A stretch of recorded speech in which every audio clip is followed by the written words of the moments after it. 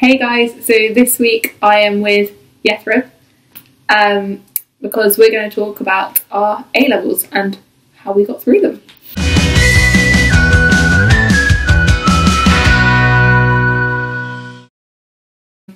So we just wanted to share our experiences and some tips and tricks about how we would recommend revising or preparing for A-levels.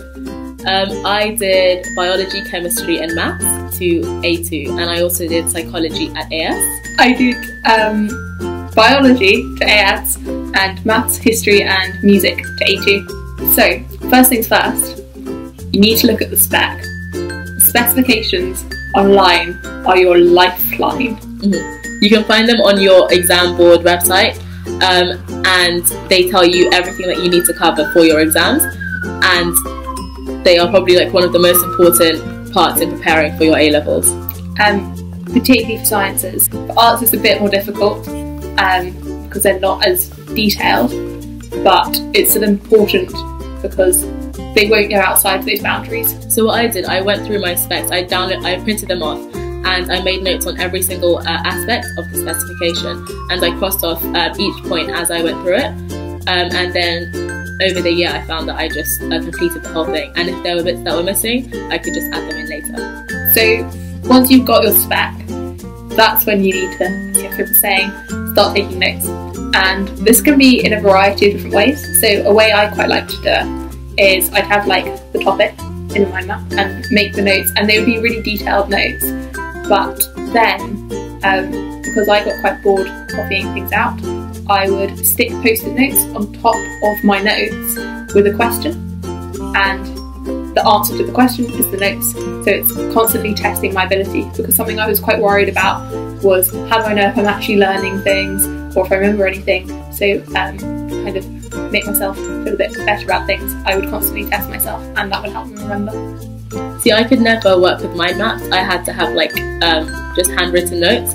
So I'd have like, I don't know, the title of the topic, and then below that I'd have definitions, examples, etc. And then after having made my note, I would do past papers, and for sciences, past papers are your best friends. Past papers, mark schemes and examiners' reports. Without them, I would not have made it through A-levels. So I do the past paper under timed conditions, and then I'd mark it, and then I'd see where I went wrong or where I wasn't completely right, and I'd use the mark scheme answer to update my notes. For humanities, it's a bit different. Past papers, it's still really important to do past papers because you're just getting used to the question style, and you're forcing yourself to kind of test whether you could finish an essay. And if you can get it marked, great. If not, then a really useful thing to do is look over examiners' reports, because in the examiners' reports they should give examples of essays which have been marked, so you can compare yours to that. Okay, if lessons are a bit patchy in school, a really good way to update your knowledge is Google searching, and by the end of A-levels you are like a master of Googling. So one thing, a website I would really recommend is TES, which is the Times Educational Supplement, and I think it's just for teachers, but I created my own account and went through it like that.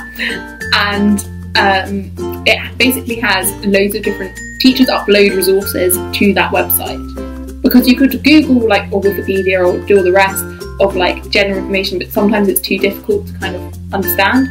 Also, can I say, generally, I mean, some people like it, but generally avoid the student room. The student room is just a place where lots of people ask loads of questions and loads of people are just really confused, and if you're stressed out the day before your exam or just after your exam, it will stress you out. Avoid at all costs. 100%. Also, some of it, like a lot of stuff in there isn't even true. Like it's very dodgy stuff. Everything you need to know will come from your exam board, your specification, etc. And other teacher websites, other sorts of resources. You don't need to go on forums like the student room to, I guess, inform you about your exams. Also, in terms of websites and textbooks, I never really used any textbooks.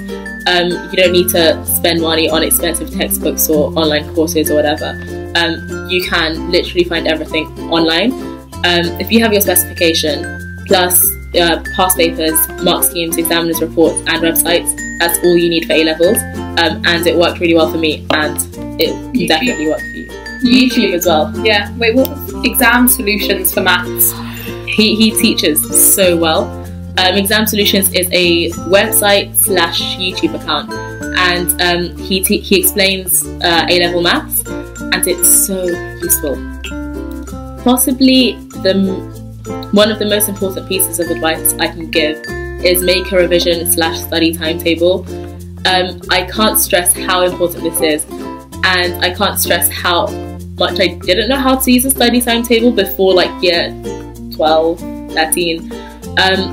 I know you're probably thinking I won't stick to it, I'll just procrastinate and I won't be able to keep up with it. And it's practice, it takes practice to be able to use a timetable, but to organise yourself and know what you're doing and when. So I sort of organised it based on my specs.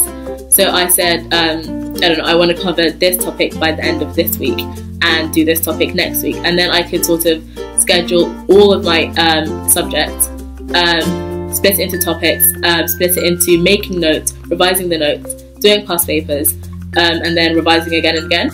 And then through that, in the long term, I could sort of cover everything that I needed to cover and revise it enough in order to sit my exams.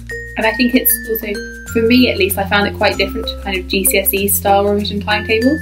For GCSE, I would like block out like an hour-long chunk or something of I'm doing this topic and then I'm going to go on to something completely different for an hour or whatever.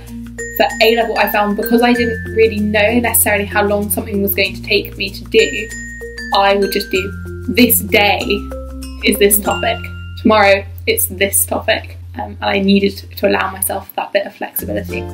That's definitely a really important point. And also the fact that at A-level you need to repeat a lot.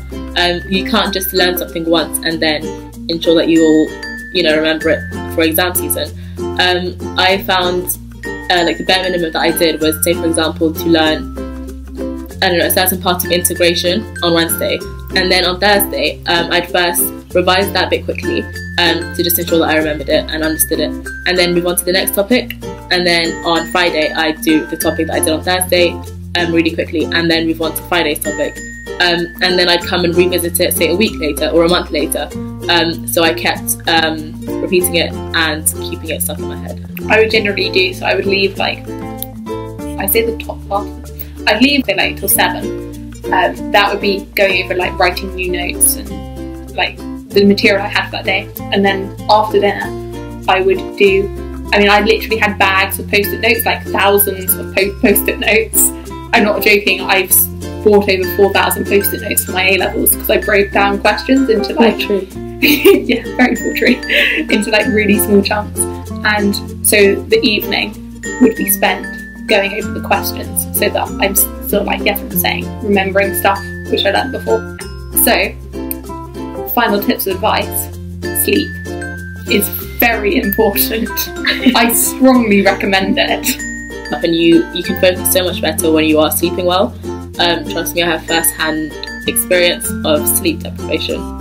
It's not, and also anything like if the next day, like I found, like because I was really tired, if I couldn't work something out, that would just be blown massively out of proportion. I'd be like, well, I can't do anything now, and like I can't answer this one maths question, but clearly that is indicative of every A-level course I'm doing at the moment. I don't know how to do anything, and it's just that one question, and if you have like a good night's rest, you can actually, it's one question. Yeah. We wanted to say we know A-levels are stressful and it is okay to be stressed by them, but people have done it before, people are doing it right now, and it's entirely possible, because if it wasn't possible to do well, no one would get beyond that, and here we are. So thank you for watching. We hope you liked the video. If you have any questions, put them in the comments below, and we'll both get back to you, and see you in 2 weeks. Bye.